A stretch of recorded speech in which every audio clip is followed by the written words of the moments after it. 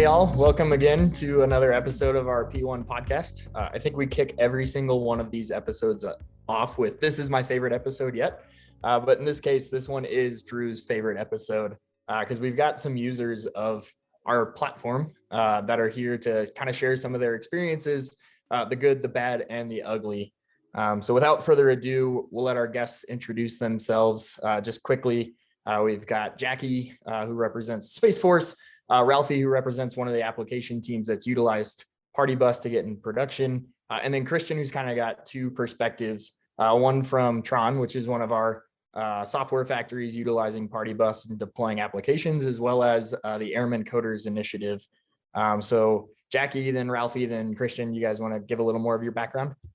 Yeah, thanks, Drew, and thanks for inviting me on the podcast. I'm definitely honored that you invited me on.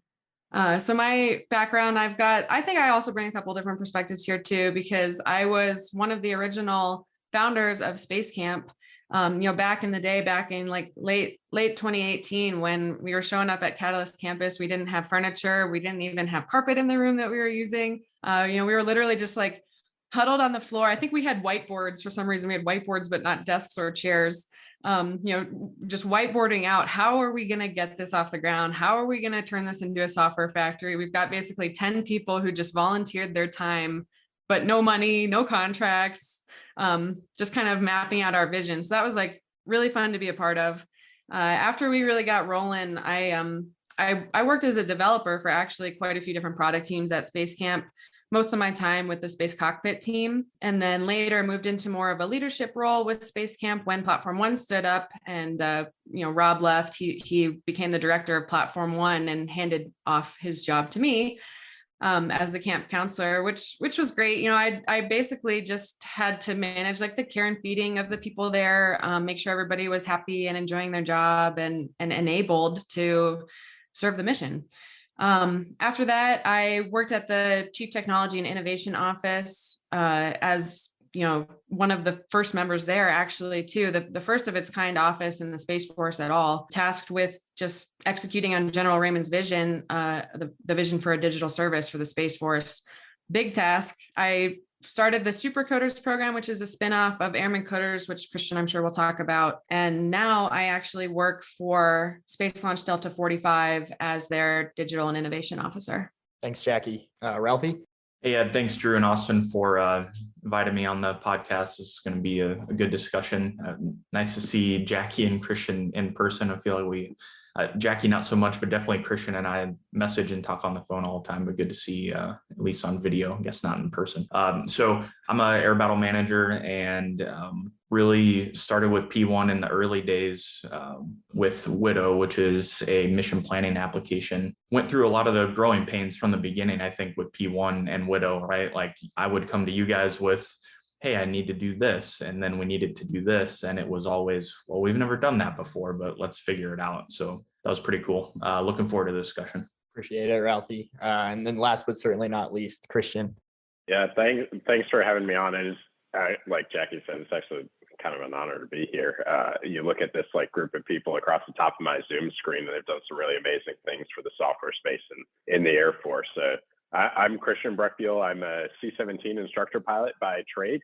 Spent 5 years at Charleston, which is when I kind of got involved with this. And now I'm sitting over at AMC headquarters thinking about kind of the future of software and our command and how we look at the future fight. They said in the intro, I started with Tron and working on this program called Puckboard, which is flight scheduling and now post-mission paperwork. And then I also spent a lot of time working on this thing called Airman Coders, which was built around this notion of how do we let any service member or airman at the time, this is even before the Space Force existed, think about code for purpose, code for mission effect, like at their desktop. How do they use these modern tools that exist everywhere to improve their day-to-day mission requirements? And then, with Marine coders and Supra coders, they just took that concept and ratcheted it up to 10, took it to the next level. So really excited to be here and talk about this. I think most of what we've accomplished wouldn't have been possible without P1. And then, we've been through some of the growing pains too. So looking forward to the conversation.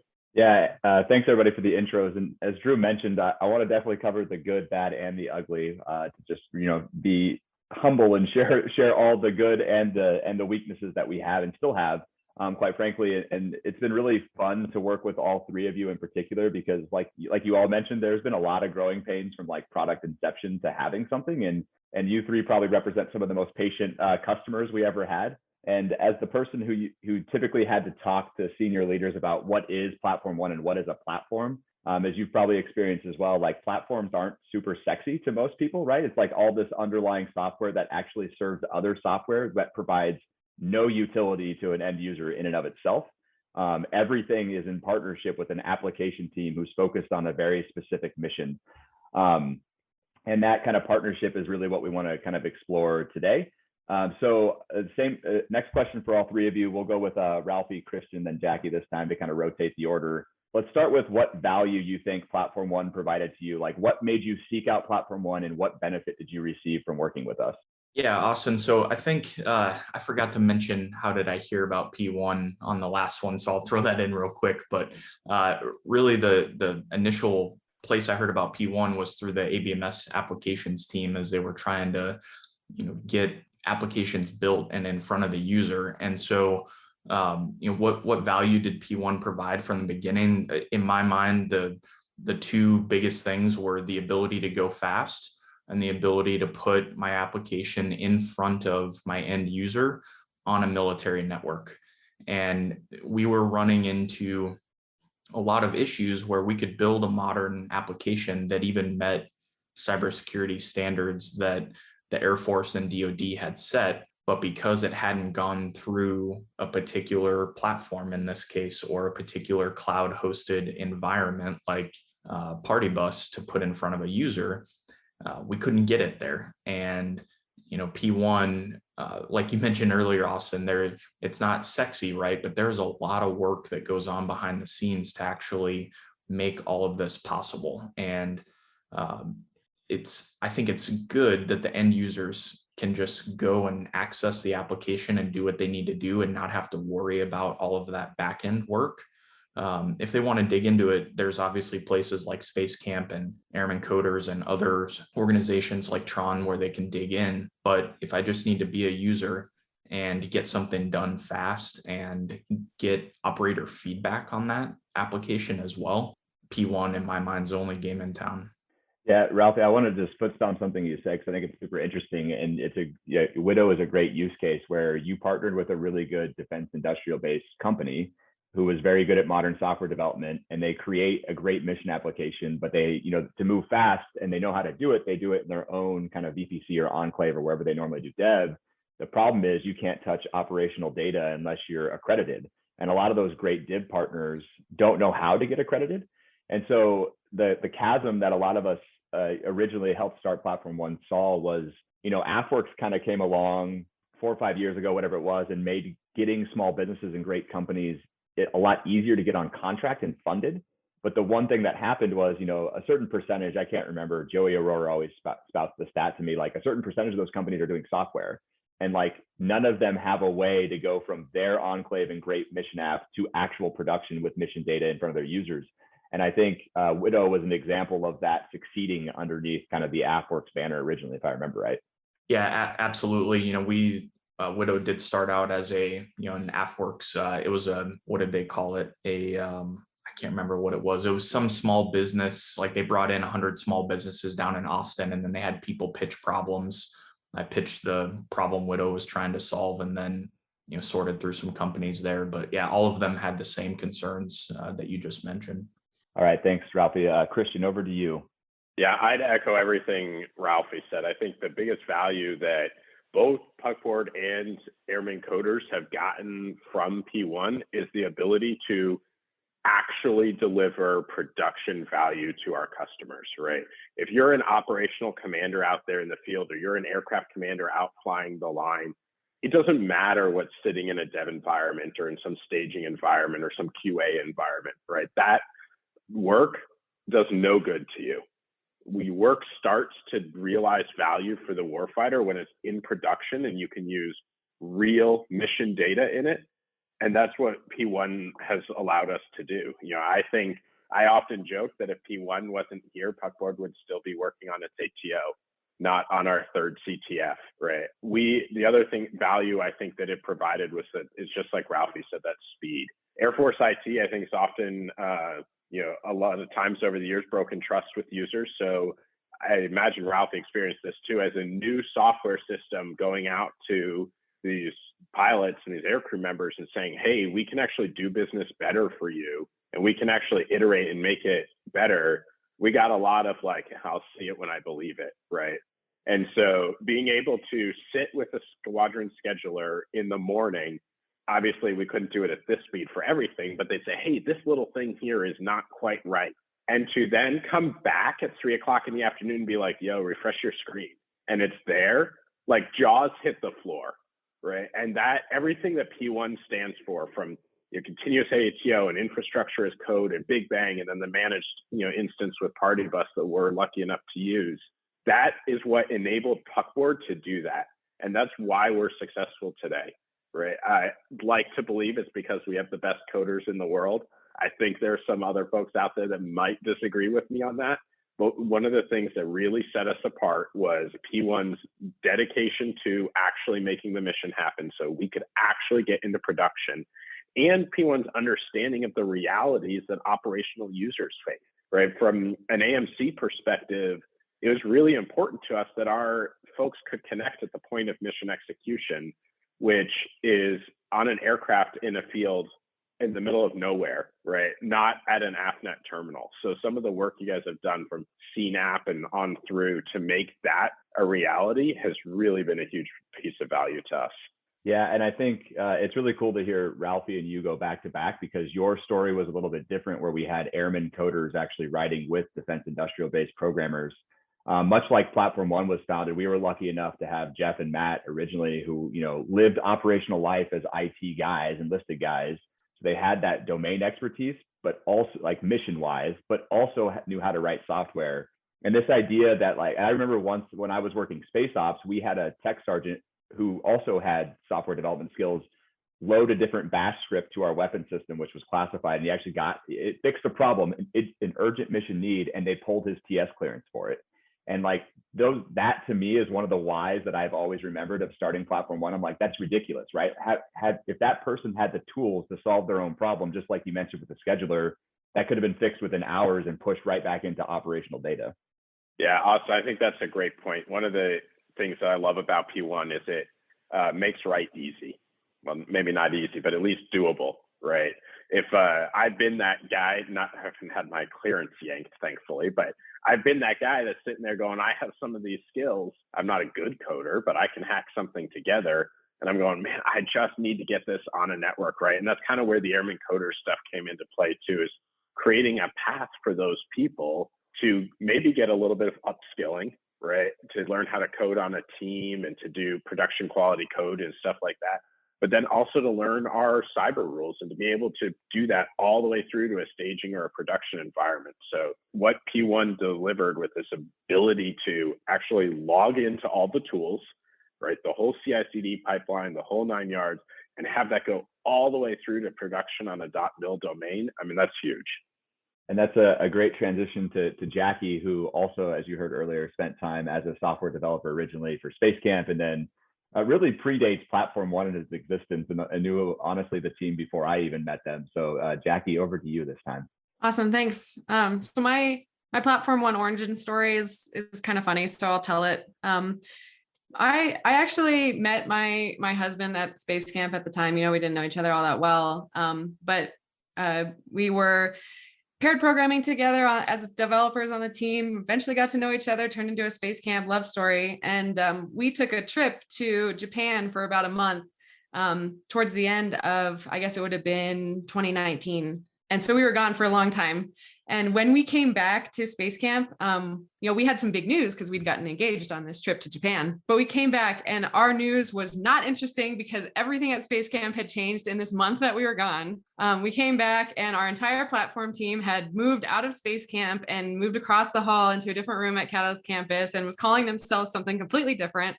So we came back and we're like, what's happening? What's happening here? And Rob came to me and he said, hey, how would you like my job as the Space Camp counselor? And I said, no, I would not like your job. Thank you very much. And he said, too late, you're already the camp counselor. So we came back and we had completely different roles. My husband became the CISO of Space Camp, and our Space Camp platform team had moved on to bigger and better things to be Platform One, to service, the entire DoD, which is absolutely incredible. It blew my mind that so much could change in just the month that I was out of the country. So anyway, that's my P1 origin story. But to really talk about like the value that it's brought to my group now, I want to talk just briefly about like the specifics of what we're trying to do at Space Launch Delta 45. So our leadership, our commander at Space Launch Delta 45 is General Purdy, and he has a very clear vision for what he wants to do with the bases that he commands, and the launch mission in general. He wants to completely eliminate email communications, move everything into Mattermost, eliminate creating obsolete products like Word documents or PowerPoint that are old the second you publish it, and stream all data into dashboards. And really what Platform One has provided is a pathway to do any of this. Without Platform One, we wouldn't have a common way to talk to each other in different groups, on our phones, but still IL4 approved. We wouldn't have access to collaboration tools that, we can work with other groups and connect to our other Platform One apps and all this kind of stuff. The way I describe it to people, it's like sometimes they have a hard time wrapping their heads around what exactly Platform One is. I know it's not like a perfect analogy, but I explain it as, you can think of Platform One as like an operating system on your phone, where I have like 100 apps on my phone. And without the operating system on my phone, I'd have nowhere to put these apps. I'd have no way to access other apps that other people have made. And I'd have no like common way to have them interact with each other. And I can do it from anywhere. So that's kind of how I describe Platform One, but for military applications and capabilities and communication and collaboration. And that's really the value that it's brought to us at Space Launch Delta 45, is just in the ability to collaborate, work together, use other people's capabilities. I totally didn't expect somebody to say that Platform One's value was getting married. So that was a fun nugget you threw in. Awesome. Appreciate all three of your stories. I think it's important, right, for us to reiterate the value proposition of Platform One, because it's easy to get our heads down and kind of lose sight of the impact that we have. And I think a couple of you have come and shared your stories with the team, which is huge for us as well. But now we get to the fun part of the podcast. So the bad and the ugly. And I think I've talked to at least Christian and Jackie about this probably within the past 2 weeks, about some of the pain points and frustrations. But maybe for brevity's sake, let's try to distill it down to one per person. If you want to touch on some other ones, that's totally fine. But maybe focus on one. So starting with you, Christian, like what is one thing you would change about Platform One and why? So I'm going to start with this one thing rule and immediately change it to a 2-thing rule. Sorry, Drew. I think it's 2 things. One is enterprise funding. If I was king for a day, this would be funded for the entire DoD, so that we live in a software-defined world, and I think we need to continue to do work to make it easier and lower the barrier of entry for whether it's a DIB company, a government team, a military member team, whatever it is, to do software right, and to do that in a way that makes sense for their team and delivers value to the government. And Jackie, I'm stealing that analogy, right? But every time, to make it easier for people to put their apps into this ecosystem so everybody can benefit from them. And then the second ties hand in hand is that, and that's automation, right? P1 has grown a lot and done some really awesome things, but there are still some things like pipeline creation that maybe take too high a skill level for folks. And that, creates a barrier of entry that creates a little bit of a backlog. So, the 2 things I would change are enterprise funding, make this available to everybody. And then the second is automation, so that people can just log in, sign up, get going, and move out and start delivering value. Awesome. Thanks, Christian. And I'm okay with you breaking the rule immediately. I'm pretty sure that's like a core tenet of our culture, is somebody asks you to do something and you kind of do that, but something else. And appreciate the feedback as well. So Jackie, same question, kind of what's your biggest pain point How might we fix it? And why is it so bothersome? Okay. So Christians, first of all, we're both really good. I think in the Space Force, we would definitely echo both of those. But one thing I noticed, and actually, you and I, Drew, this was highlighted earlier this week in a meeting we were in, knowing what's available on Platform One to other users of Platform One would be so much value added. We were in that room. I was showing you off a Platform One app, and you said, "Wait, this is a Platform One app? How did I not know about this?" It's just, if we had some way to see what else has been built, since like I mentioned, the value is being able to use, other apps and capabilities that other people have created. But if we don't know they're out there, we can't take advantage of it. So some kind of app store or other ways to see transparency into the entire ecosystem would help a ton. Also transparency with our license management and I guess just transparency with Platform One users and consumers in general. I think at my group, I'm pretty sure we're the largest consumer of Platform One products in the Space Force. And we often have to struggle to hear about things that are coming and, big news from Platform One, what's in your pipeline, what's in your backlog that you're going to be adding, new features. And so it's just some way to communicate with us better about what's available and what's coming. I was just gonna say, I'm like embarrassed to admit that I've never thought of that as an issue, Jackie, like literally till this minute, and I've lived inside P1 for 3 years. But that's like, I just heard that, like the stuff Christian said, I obviously know and echo as well, but like you just said that, I'm like, oh my God, that would be so simple to do. Like literally that should take our team a day or two.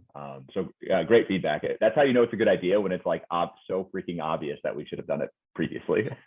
It's obvious to people on the outside, but definitely not people on the inside. So yeah, great conversations today for sure.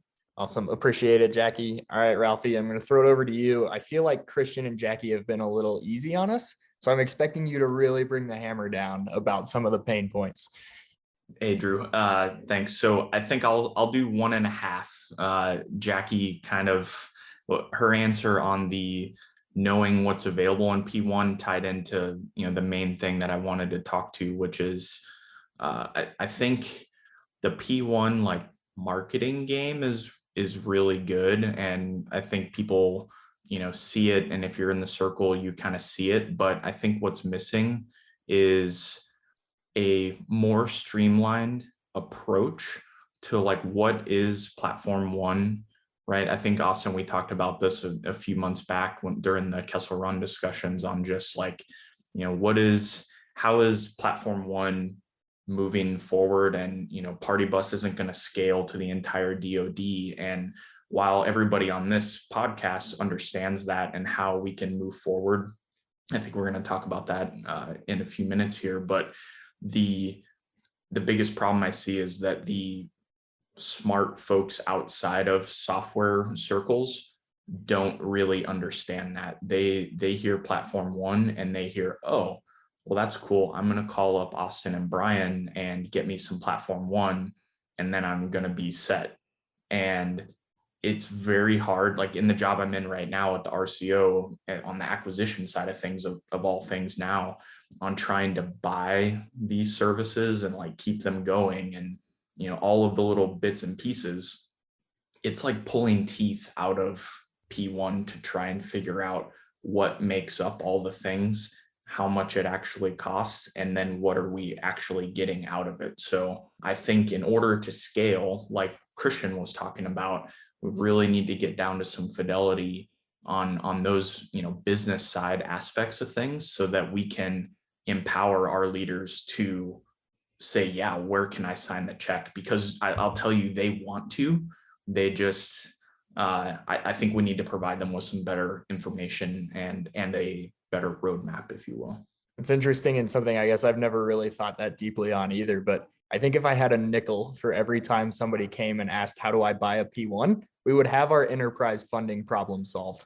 I was going to say the exact same thing, Drew. Like literally how Ralphie described it. I've had probably 200 phone calls where somebody's like, I'm buying P1. And I'm like, okay, what do you need? And they're like, P1. And I'm like, that's not super helpful. I'm glad you're here though. I'm going to selfishly answer this question as well, because as a guy who kind of helped lead Platform One, or at least was the guy that accountable to some of the decisions we made from time to time, I want to point, because they were too easy on us, Drew. So I'm gonna take shots at myself and the collective team. I think the number one thing at P1 that I think sometimes we've lost sight of that is more of a soft skill that hurts me the most is just customer service, right? At the end of the day, and it's easier said than done, but we have all these application teams and all these collaboration users, and they're doing really, a lot of them are doing very important jobs. And we forget that in a world of being remote and communicating a lot through chat ops and tickets, that people are still people, and that, people get frustrated and we should never get frustrated back, right? And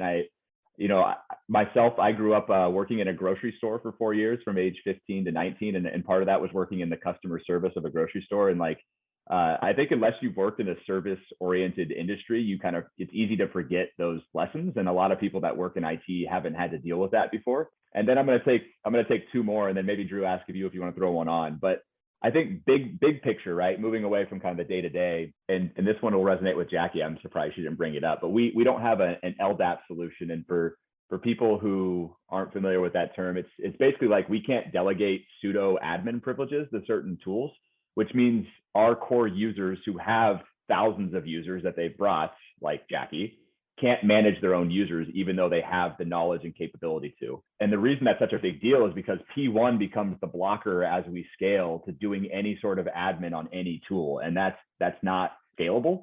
And major IT companies have figured that out. There's a lot of open source tools available to go do this. A lot of the cloud service providers have them. And it's not an easy challenge to tackle. There's a lot of cybersecurity risk around it. So I'm just trying to point fingers at ourselves. I know my replacement, Camden Katie's spending a lot of cycles with the team trying to figure that out.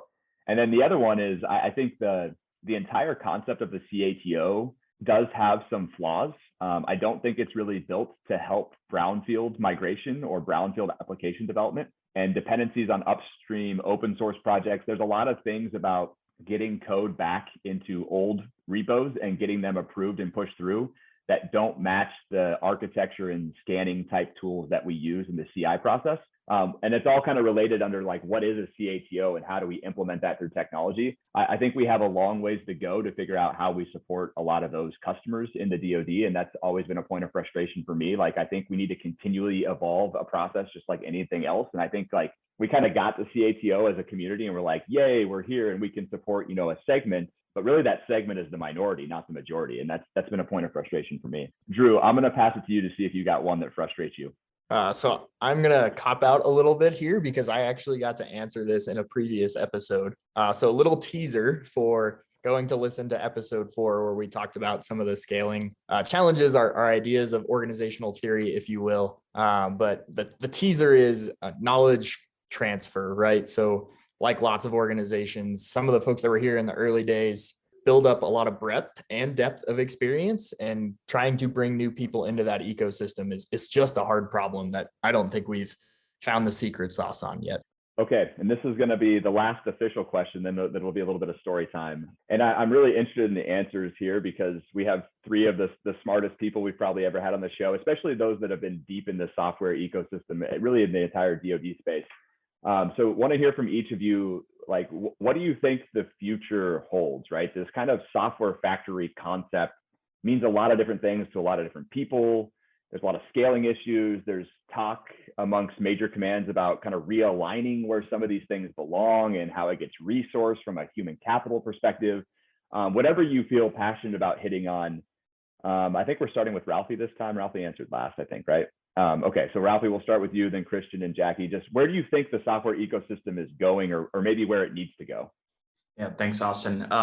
And this is a tough question. I've been thinking about this since you sent them ahead a few days ago. So I think why the software factories have scaled, or why I guess there's so many of them now, is people, airmen and guardians, they see the need and they see an outlet to go and actually do something that they can interact with and they're solving problems with. And so that part of it is really great. But I guess what I'm worried about is kind of what you were alluding to, Austen, is now that these capabilities are expanding and we're giving access to people to solve problems, command and commanders and senior leaders are starting to try and bucket these things together into a very specific structure, which we're in a DoD environment, right?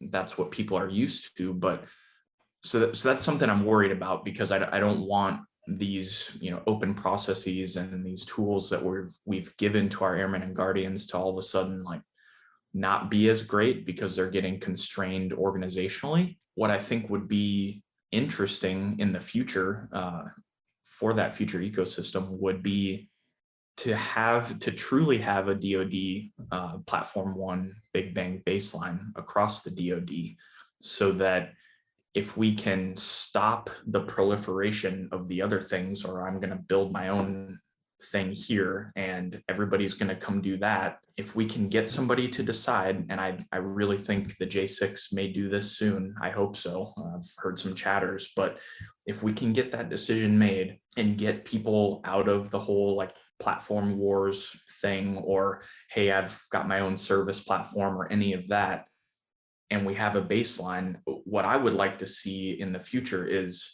applications that other services have solved a problem with, because we're not all as unique as we like to think we are, which goes back to something Jackie said earlier about just seeing what's available. But now, I want to solve joint problems with P1 as well. And all of our problems in the future are going to be joint. There's nothing that we're going to do alone. And then I would also add in coalition as well, right? We have a lot of good partners, like the Aussies and the Brits particularly come to mind, that want to build modern, good software with us. And I think if we use a DoD platform one, big bang baseline, and we give our partners access to it, and they're contributing code and they're building applications that we can all use, like that's what I think the future should look like. Man, I'm so glad you said that, because if I had to pick two things, I can't pick just one, but that would be one of the two. And quite honestly, I think Ralphie just, in my opinion, articulated the vision of what Platform One wants and aspires to be as we continue to evolve. But I really appreciate that, Ralphie. That was really good. Christian, over to you.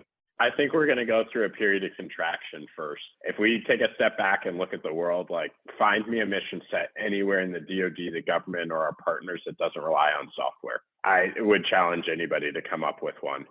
And if there are some that are completely in the dark ages and disconnected, find me one that couldn't be improved by software, right? So the software needs, I think, are just going to become more and more and more ubiquitous, right? Like Ralphie was talking about, everybody sees the needs. That's why we have all these factories.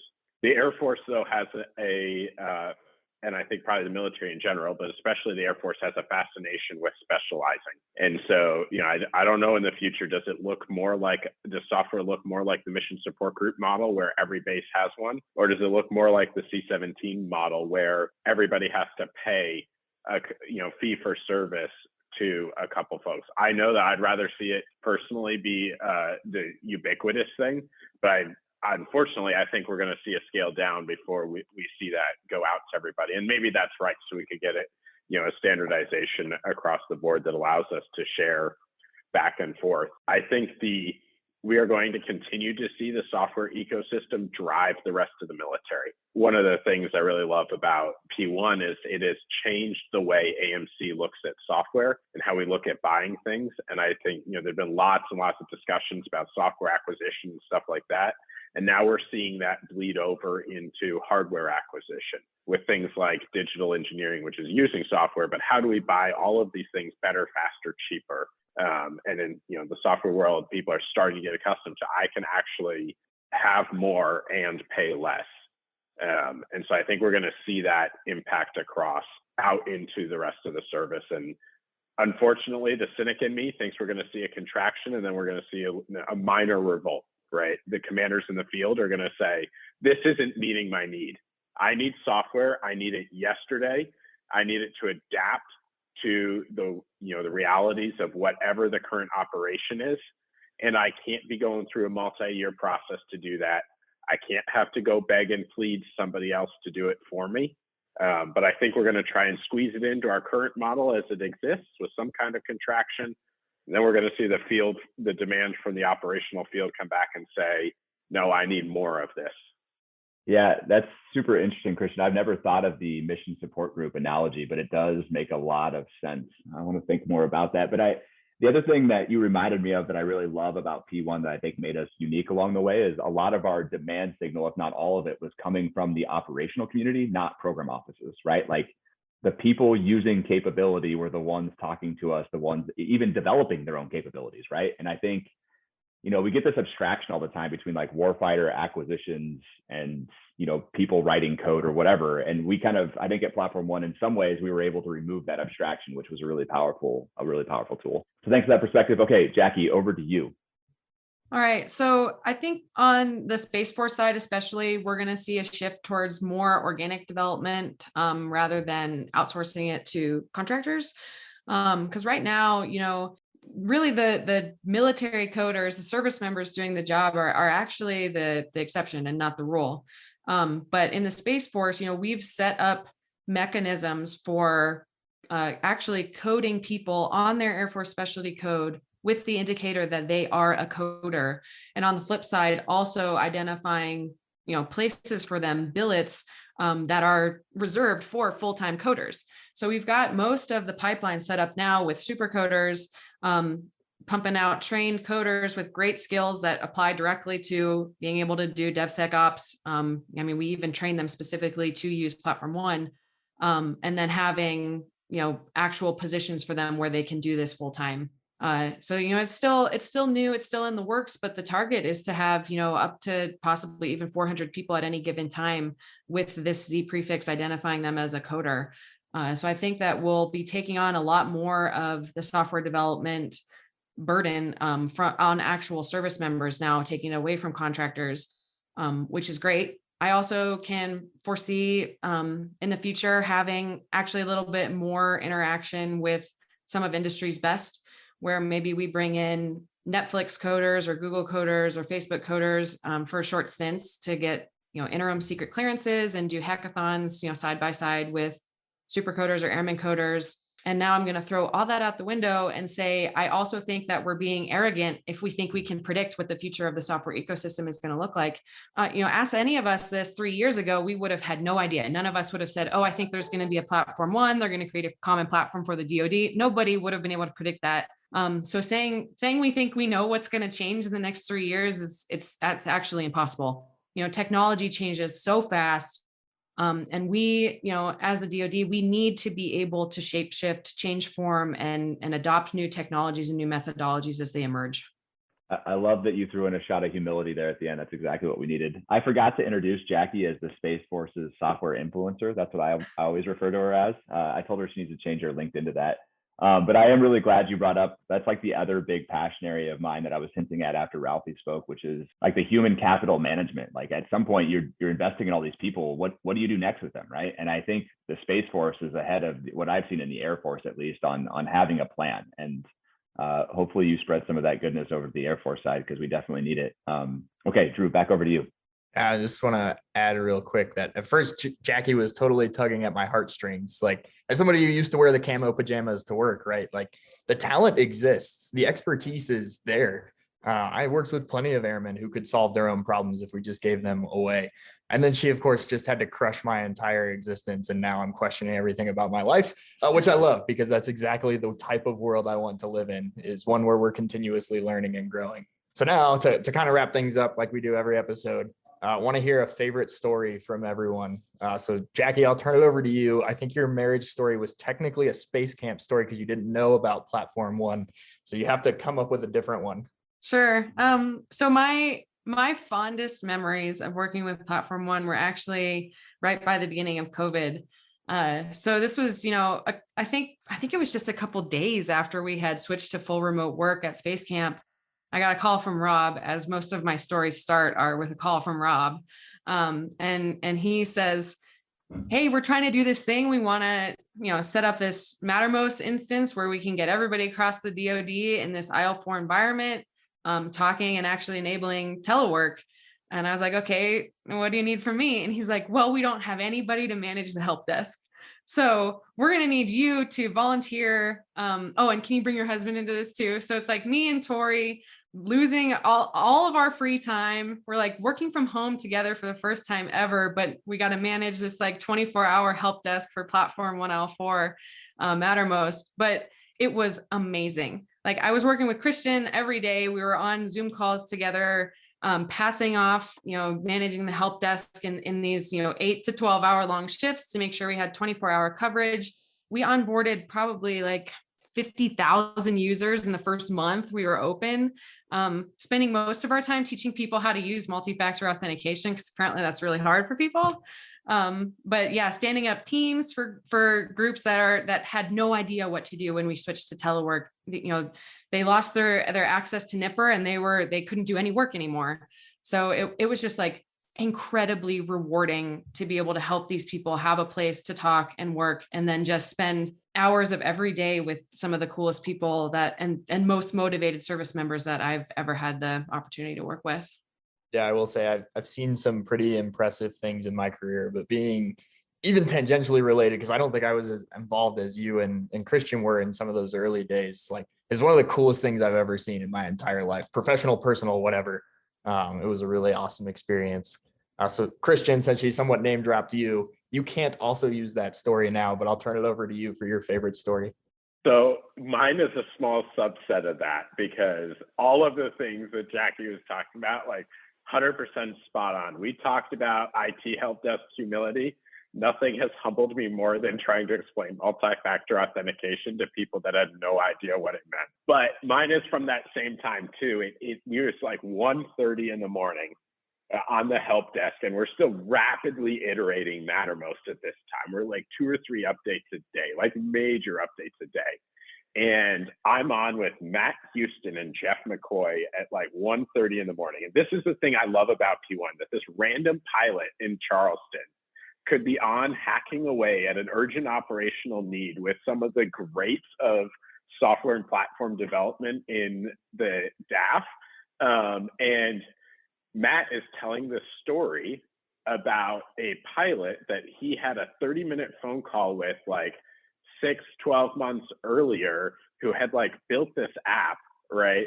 And he was like, I wonder whatever happened to that. And I was like, Matt, that was me. And so what the little bit of the backstory is, this is what kicked off Airman Coders, is we needed like a Quizlet type thing for FOUO for the flyers, trying to memorize these master question file tests that we have. And so I built one. In classic Air Force fashion, it took me 2.5 days to build it and another 8 months to get it fielded. And I was shopping around asking, how does one field a mobile app in the Air Force, right? And some folks connected me with Matt, and Matt like was kind of talking about this space camp thing, right? And he's like, yeah, but we don't really do mobile. And the call kind of ended with, me being like, nice to talk to you, you're useless to me, right? And Matt going like, this freaking pilot, like, and hang up, right? And so I think it's just the beauty of that story, that not only did that app get out, but that Matt went on to continue to do great things. And then we met back up at literally like 1:30 in the morning, manning a help desk for another urgent operational need that was way more insane than a little Quizlet app. So I think that just sums up so much about P1. Like, they're willing to bring people that maybe shouldn't be into the fold to make make us champions, make us see the light on some of this stuff, right? And then to be willing to work late into the night, and to be willing to inspire people, right? Like, I was this rando, and I probably worked 18 to 20-hour days for 2 weeks on this help desk. And honestly, it's the most rewarding time I've had in the Air Force. Like, I've gotten to do some cool things, but that was really, really cool. So I think that sums up like kind of the story of P1, the focus on getting the mission done and the focus on people and bringing the right people in, even if they don't wear like the right color uniform to work at any given day. So I'd go back to those days in a heartbeat. I'd probably lose the rest of my hair in the process. But I agree with Jackie. That was a really awesome time. And now you're giving me some serious FOMO that I didn't have a CAC at the time and couldn't get as involved. But that's an awesome story. That small world we live in, even though it's a huge world that we live in. All right, Ralphie, over to you. Favorite story. All right, favorite P1 story. There are many, but I think the best one is from June of 2020 when I was PCSing from Alaska to Alabama, and in the middle of COVID, at the height of COVID, driving through Canada with no cell phone service, trying to keep in touch with Rob and Nick to figure out how we could get our Get Widow like its first fielding so that we could bring it to the weapons school in like 2 weeks. And through all the cell phone gaps and everything, we stopped in Alberta, and I had a message that the next day we were going to have a Zoom with Nick, Rob, all the P1, greats and originals, and Matt Houston as well, to say, okay, let's review the code, review the security scans, all of the stuff. And then 3 days later, we had Widow live in P1 and available on a military network. Like, it was insane that it went that fast, but just seeing, the dedication of that team and, the senior leaders to like actually make something happen was really cool.